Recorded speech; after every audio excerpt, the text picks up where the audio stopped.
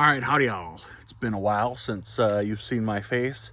Had a little injury earlier this year, kept me kind of on the sidelines for several months, but everything's healed up well, and I'm back out on the road and doing the things I love to do. For those of you who watched the very first video in the channel, you know that the intent here was to highlight some of the things that I love doing. You've seen a lot of motorcycle videos. Clearly, I enjoy that. Getting out on the general and doing some riding and taking care of the snow, another fun thing for me. But I am an amateur or a hobbyist barbecuer, and some time ago I decided that I wanted to build my own pit, and today I'm going to do some beef ribs on that pit. Thought I'd start by giving you a quick tour. All right, so this is the pit. Fabricated basically everything except for the thermometers and the little handles that you see on it, the casters that it's mounted to. But otherwise, just about everything, including the grates, the smoke collector there, was all built by hand from scratch by me. And it's a great little pit. It is the very first pit that I've made and the very first time I've done any welding. So for those of you professional welders out there, be gentle. Taught myself, never welded anything before in my life. Really decided I wanted to learn. It's about a 21-inch deep pit. Designed this as a reverse flow smoker, so the firebox and the stack are on the same side. We've got a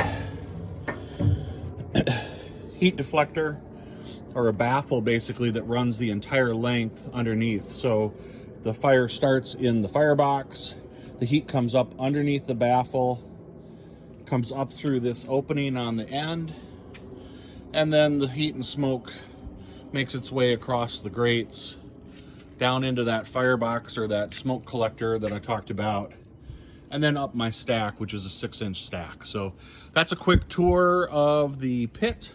Go ahead and get this thing fired up.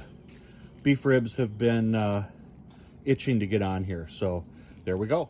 Okay, in terms of the wood that I've got here, I've got some hickory, which is kind of the base, and behind it some cherry wood. So between the two, that's what we're going to go ahead and use as our heat source. You can see inside the firebox, I've got some wood down in there. I like to get started with some hardwood lump charcoal.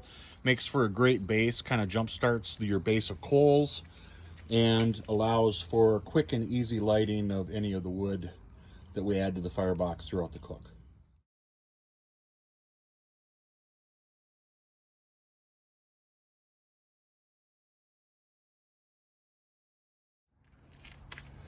Okay folks, the ribs just went on. You can see with the grate open, we get some really good convective airflow coming up around the baffle. We've got both rack of beef ribs back here. The temp has come down to about 250, which is just about perfect. It's lower than that right now, obviously, because I have had that door open, but you'll see that come back up here. I have two thermometers on this pit.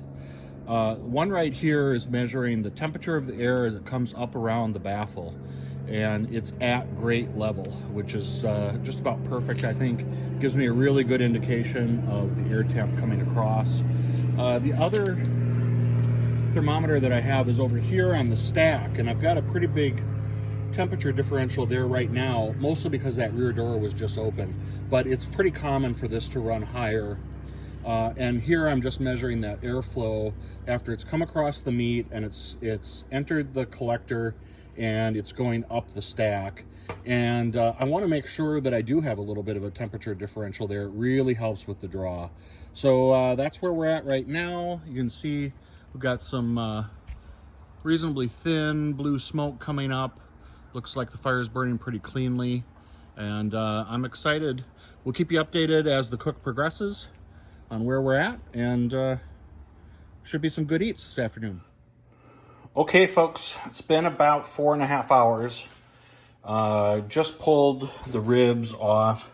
You can see they're pulled away from the bone, anywhere from 1 inch to 3/4 of an inch. Bone's actually kind of falling through here. I missed a couple videos, got stung by a wasp while we were cooking. So we'll get some more videos posted on when I did the wrap. But that was 4.5 hours at 225 plus or minus 10 degrees. Was able to keep it pretty stable. And they smell phenomenal. We'll do a taste test here in a few minutes after they rest for just a bit. These are not the dino bones, so they're a little thinner. If they were the big, thick ribs, which I actually prefer, we would have cooked them a fair bit longer, probably another couple hours at least. So anyway, thanks for tagging along, and good eats.